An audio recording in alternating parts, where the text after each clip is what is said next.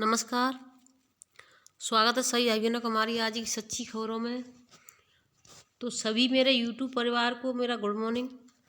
अब आपको कई आदेश दिखाना चाहूँगी सरकारी। इससे पहले जो नए भाई बहन जुड़े हैं तो चैनल को सब्सक्राइब जरूर कर लें। तो प्रेषक निदेशक बाल विकास सेवा एवं पुष्टार उत्तर प्रदेश लखनऊ सेवा में समस्त जिला अधिकारी उत्तर प्रदेश।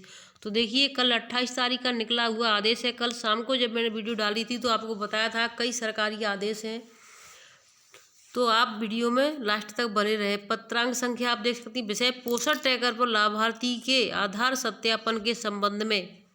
तो देखिए एक एक दिन बाद निदेशालय से जो आदेश आ रहे हैं तो सभी बहनें अपना सतर्क हो जाएं। अपनी अगर नौकरी बचानी है तो अपने कार्य पूरे कर लें, समय से आधार कार्ड सत्यापित कर दें, क्योंकि अगर किसी का आधार कार्ड सत्यापित नहीं होता है तो उसका राशन नहीं आएगा।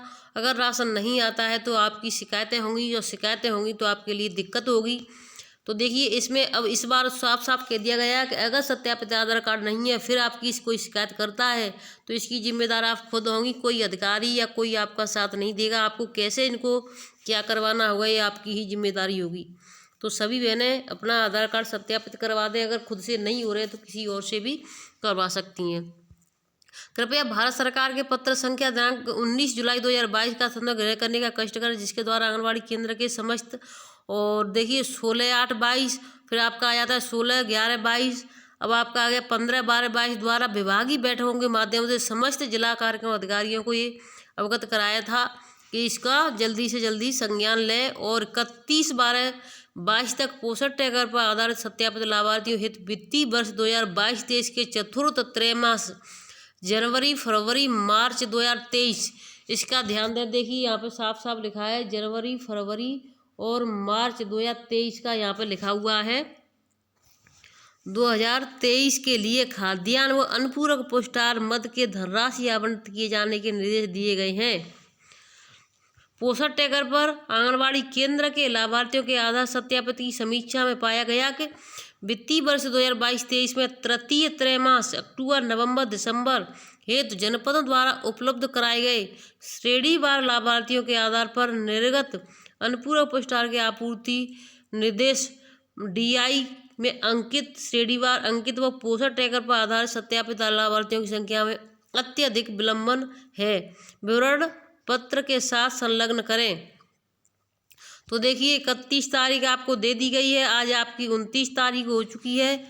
और देखिए आपकी जो निदेशक हैं सरनीत कौर ब्रोका, तो इनका आदेश है। तो सभी बहनें इनके आदेश का पालन करें और समय से अपने यानी सभी कार्य पूरे कर लें। अब देखिए मैं दूसरी खबरों की तरफ चलती हूँ। कई आदेश लगे हुए हैं तो वीडियो में लास्ट तक बने रहें।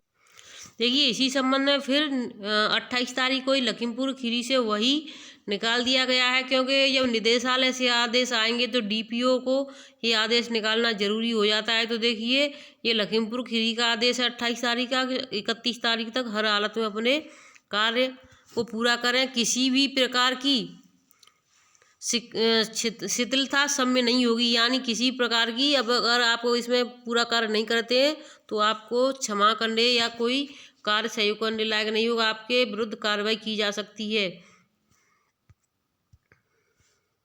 ये देखिए भारत सरकार का आदेश है, आपके 26 तारीख का निकला हुआ आदेश है। इसमें ऊपर तो नहीं लिखा है लेकिन इसमें 26 तारीख लिखा हुआ दिखाई दे रहा है। अब इसको ध्यान से सुने, ये सभी बहनों के लिए बहुत ज़रूरी है। उपयुक्त खाद्य तथा रसद विभाग द्वारा उत्तर प्रदेश जवाहर भवन लखनऊ में पत्रांक संख्या आप देख सकते हैं निःशुल्क वितरण दिनांक 21/12/22 द्वारा प्रधानमंत्री गरीब कल्याण अन्न योजना अंतर्गत माह अक्टूबर 2022 के सापेक्ष आवंटित खाद्यान्न चावल का दिनांक 22/12/22 से 31/12/22 के मध्य निःशुल्क वितरण कराए जाने के संबंध में। तो देखिए इस बार फिर से निःशुल्क वितरण होगा। जिनको नहीं पता है वो अपने एक दूसरे को जानकारी दे दें कोटेदार के यहाँ से। प्रधानमंत्री गरीब कल्याण अन्न योजना अंतर्गत आच्छादित अंत्योदय एवं पात्र गृहस्थी कार्ड धारकों के संबंध में प्रत्येक यूनिट पर माह अक्टूबर 2022 के सापेक्ष आवंटित 5 किलोग्राम प्रति यूनिट चावल का निःशुल्क वितरण दिनांक 22/12/22 से 31/12/22 के मध्य कराया जाना है।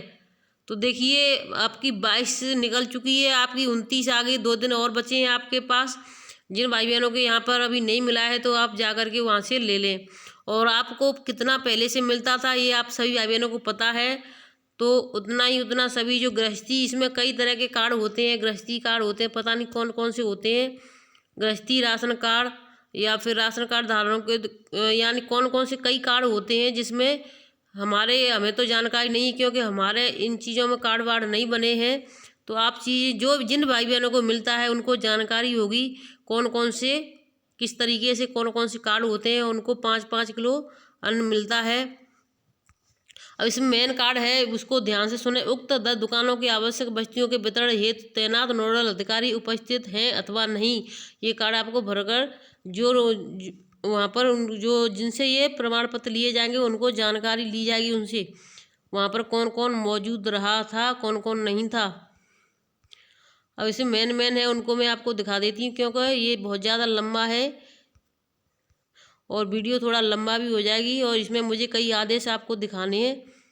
तो देखिए, समस्त इनको भेजा गया है समस्त के लिए, और आपको जानकारी उनसे 21 दिसंबर को ही निकाल दिया गया था। ये लखीमपुर का है, तो सभी ज़िलों में मिल रहा होगा, ऐसा नहीं कि लखीमपुर खीरी में मिल रहा है, लेकिन निःशुल्क वितरण किया जा रहा है अथवा नहीं।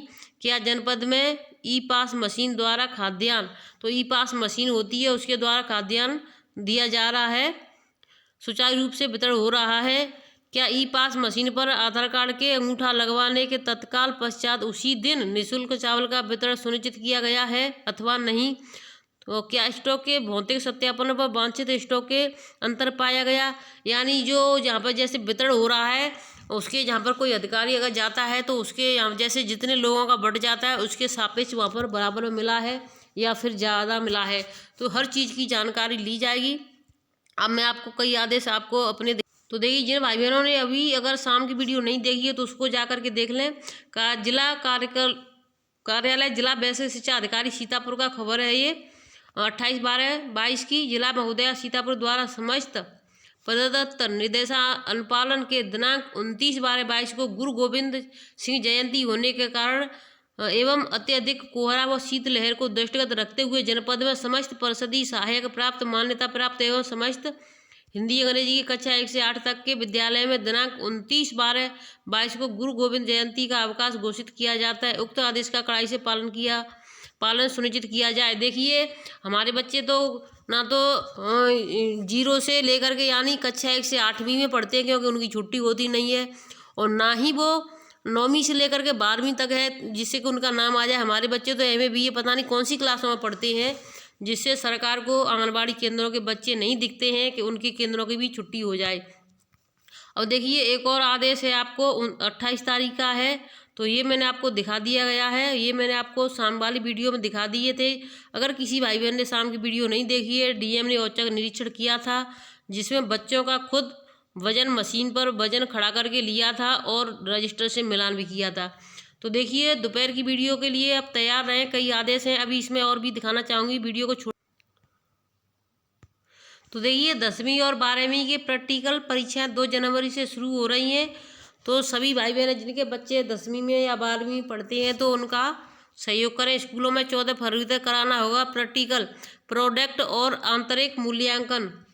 ये नई दिल्ली का केंद्रीय माध्यमिक शिक्षा बोर्ड CBE के 10वीं व 12वीं के बच्चों को प्रैक्टिकल परीक्षा 2 जनवरी से 14 फरवरी के बीच आयोजित होगी। प्रैक्टिकल परीक्षा के साथ प्रोडक्ट व आंतरिक मूल्यांकन भी इसी दौरान किया जाएगा। CBSE के प्रैक्टिकल परीक्षा के शेड्यूल के साथ उन्हें कराने के लिए दिशा निर्देश जारी कर दिए हैं। स्कूलों में 30-30 बच्चों के समूह में इनका आयोजन करना होगा।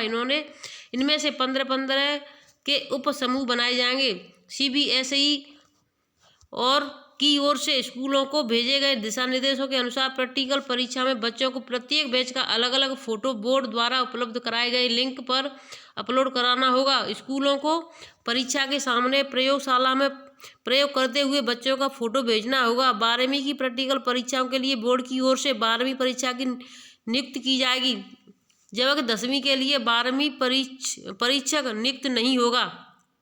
CBSE परीक्षा नियंत्रक डॉक्टर संयम भारद्वाज की ओर से दिए गए दिशा निर्देश निर्देशों में कहा गया कि प्रैक्टिकल प्रोडक्ट का आंतरिक मूल्यांकन पूरा करने के बाद अंक बोर्ड की ओर से उपलब्ध कराए गए लिंक पर अपलोड करें। स्कूलों को इस बात पर ध्यान रखना होगा कि सही तरीके से अंक अपलोड किए जाएं। प्रक्रिया पूरी होने के बाद स्कूलों को अपलोड किए अंकों की सुधार करने का अवसर नहीं मिलेगा। तो जो भी हो सही से करें एक बार में ही, बाद में जो भी होगा सही करने का मौका नहीं दिया जाएगा, जिसमें बच्चे जो छात्राएँ होंगी उनके लिए दिक्कत होगी। छात्रों के समूह में कोविड प्रोटोकॉल के तहत स्कूलों को करानी होगी परीक्षा के दिन अनुपस्थित रहने वाले छात्र का प्रैक्टिकल तय शेड्यूल में ही होगा। बोर्ड पर्यवेक्षक करेंगे मूल्यांकन की निगरानी। परीक्षा में एक बाहरी परीक्षक और एक आंतरिक परीक्षक भी होगा। एक पर्यवेक्षक भी बोर्ड द्वारा नियुक्त किया जाएगा जो प्रैक्टिकल परीक्षा और प्रोटोकॉल के मूल्यांकन की निगरानी करेगा। बोर्ड की ओर से कहा गया कि स्कूल किसी विषय में पंजीकृत छात्रों की संख्या के आधार पर एक योजना तैयार करें। सभी छात्रों को तिथियों को लेकर समय पर सूचित करें जिससे कि वह सभी प्रायोगिक परीक्षा आंतरिक मूल्यांकन में शामिल हो सकें। यदि कोई छात्र किसी कारण से परीक्षा के दिन अनुपस्थित रहता है तो उसकी परीक्षा तय शेड्यूल में से किसी दिन द्वारा आयोजित की जाए। उसके साथ ही कोविड प्रोटोकॉल का पालन भी कराना सुनिश्चित होगा। तो देखिए कोविड का कहर बढ़ चुका है। सभी भाई बहनें अपना स्वस्थ खुश रहे और साबुन से हाथ धोते रहें और अपनी सर्वे में सभी लाभार्थियों से यही बताते रहें जिससे कि वो भी अपना हाथ साबुन से बार बार पे धोते रहें और अपना मास्क लगा कर रखें। धन्यवाद।